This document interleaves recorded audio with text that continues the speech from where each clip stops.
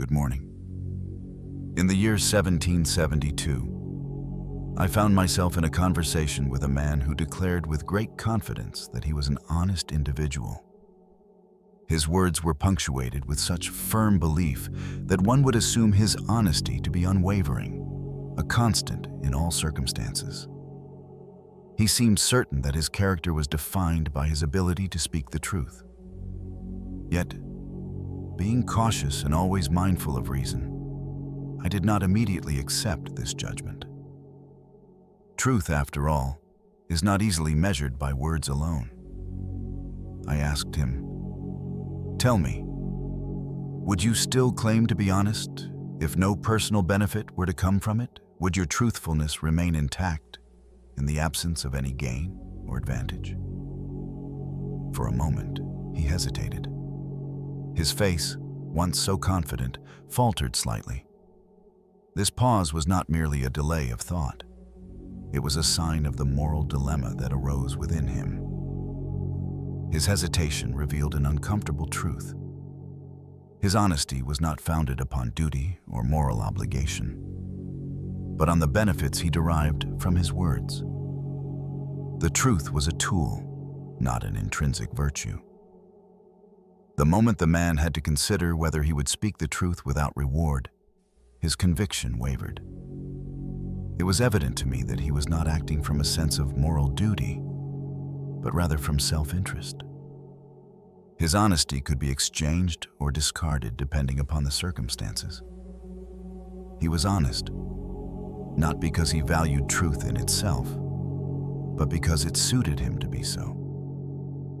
The hesitation, though brief, spoke volumes. In this brief instance, I saw that his words could not be willed as a universal law. If everyone acted in such a way, only speaking the truth when it was advantageous, there would be no trust, no reliability in speech, and no foundation for moral law. Here, I was reminded of the fundamental principle of the categorical imperative. One must act only in such a way that their actions could be willed as a universal law. Honesty, as a moral principle, must not be contingent upon personal gain. A person who speaks the truth only when it benefits them is not fulfilling the moral duty to truth itself. They are fulfilling a personal desire. If this approach were universalized, it would undermine the very concept of honesty. I observed further, and as I did, I realized the deeper implications of this interaction. If a man is only truthful when he stands to gain something, he has not yet understood the value of honesty in itself. He has yet to recognize that truth is not something that can be bartered. To speak the truth is a moral duty, not a convenient choice when it serves one's interests. This is why moral actions must transcend personal desires and align with universal principles. A person must act from a sense of duty, what could be willed universally by all rational beings, not from what pleases them in the moment. Thus, I was forced to conclude that this man, despite his belief in his own honesty, had not yet grasped the full meaning of moral truth. He had yet to learn that true honesty is not a matter of convenience, but a matter of principle, one that stands on its own, regardless of any material benefit. The morality of a person's actions is determined by whether their behavior could be universally applied without contradiction. If one is only honest when it benefits them, they fail this test, for such behavior cannot be willed as a universal law. As I considered this more deeply, I recognized the importance of a steadfast commitment to truth.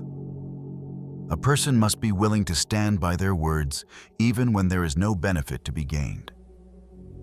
In this, we align with the moral law, for truth is not a commodity, it is a duty. I reflect now on how often we, in our own lives, test the truthfulness of others based on their actions when no personal gain is at stake. It is easy to speak truth when it serves us, but it is the willingness to speak truth in all circumstances without regard for reward that reveals true character. It is this commitment to honesty, founded in moral duty rather than self-interest, that allows us to live in accordance with the universal laws of reason.